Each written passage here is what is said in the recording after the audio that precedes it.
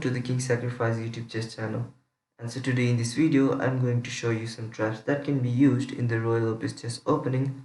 So take a seat and enjoy the video. As we know that the Roy Lopez opening starts with e4, e5, knight to f3, knight to c6 and bishop to b5. So now black can continue with the move d6 and now white castles, knight to f6, d4 and black captures the unguarded e4 pawn with his knight, d5. So now the knight on c6 is pinned and black might be thinking that he could easily get away from this tiny trap with the move a6. But now instead of bishop to a4, white can actually play bishop to d3 and now you can see both the knights are attacked and black can choose whom to give up and chose to give the c6 knight with knight to f6. D captures on c6 and you might be thinking of e4, but white can easily get out of this with rook to e1. So black protects the e4 pawn with the move d5. There is one more trap that can be used, that is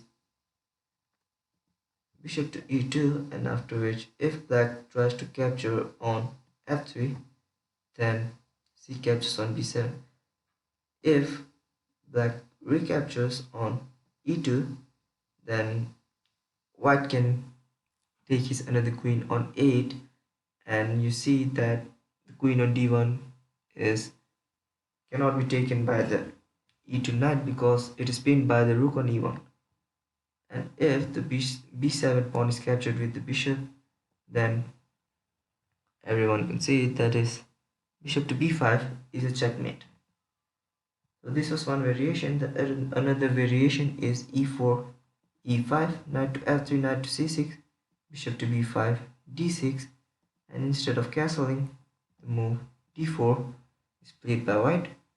Bishop to d7, knight to c3, knight to f6, bishop captures on c6, bishop recaptures on c6, queen to d3, e captures on d4, knight captures on d4, g6 with an idea of moving the bishop on g7, bishop to g5 pinning the knight, bishop to g7,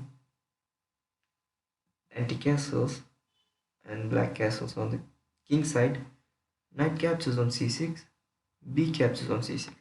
And now white builds up the pressure with e5. Now black captures the pawn, queen to f3, the strongest reply, queen to e7, and white stacks up with more pressure on the f6 knight with knight to e4, and the knight is gone. So now the another variation is e4, e5, knight to f3, knight to c6, bishop to b5, d6, castles, and instead of knight to f6, bishop to g4 is played by black, after which d4, a6, and capturing the knight or bringing the bishop back to e2 would be probably the most logical option. But if bishop to a4, then there is gonna be some trouble for white, and mainly on the king side because of the pinned f3 knight. So now black is pawn to b5, bishop to b3, knight captures on d4, and now you see the knight on f3 is handling many pressures. c3, and now knight captures on f3, g captures on f3, bishop to h3.